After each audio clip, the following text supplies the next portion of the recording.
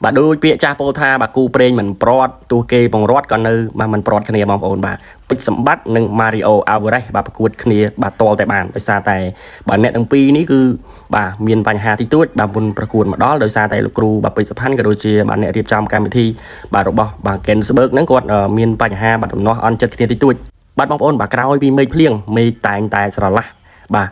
ពេជ្រសម្បត្តិនិង Mario Alvarez នឹងមានឈ្មោះប្រកួតគ្នាពិតប្រាកដហើយម្ដងនេះគឺបាទថ្ងៃទី14ខែឧសភាឆ្នាំ2025បាទបងប្អូនបាទមកដល់ចំណុចនេះហើយគឺខ្ញុំគិតថាឡើងមានការបាទប្រេងការអន់សពន្ធចិត្តដកសិស្សឬក៏ផ្លាស់ប្ដូរអីទៀតដែរបងប្អូនដោយសារតែបាទដល់ថ្ងៃប្រកួតហើយបាទម៉ោង8បាទយប់នេះបាទពេជ្រសម្បត្តិនឹងធ្វើការប្រកួតបាទជាមួយនឹងបាទកីឡាករ Mario Alvarez បាទប្រព្រឹត្តទៅបាទ3ទឹក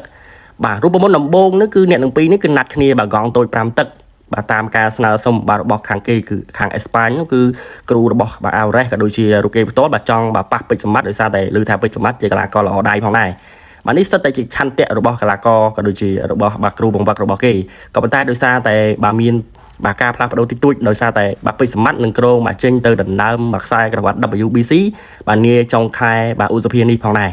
បាទបងប្អូនការពិតទៅបាទកងតូច3ទឹកវាស័ក្តិសមក៏ដូចជាត្រូវនឹងរូបមន្តដែលគេនិយមប្រើបងប្អូនបាទគាត់ថាខ្សែក្រវ៉ាត់បើបាន5ទឹកក៏មួយយ៉ាងគាត់ថា3ទឹកក៏អត់ក្រក់មើលដែរកុំឲ្យតែកងធំហើយ3ទឹកវារៀងបាទឆាប់បន្តិចសម្រាប់បាទកីឡាករដែលគាត់មានសមត្ថភាពបាទខ្ពស់ដូចជាពេជ្រសម្បត្តិដូចជា Alvarez នេះផងដែរបាទជាចុងក្រោយខ្ញុំចង់ដឹងថាបងប្អូនគិតថាអ្នកទាំងពីរនេះតើនរណាមានភាគរយបាទជានរណា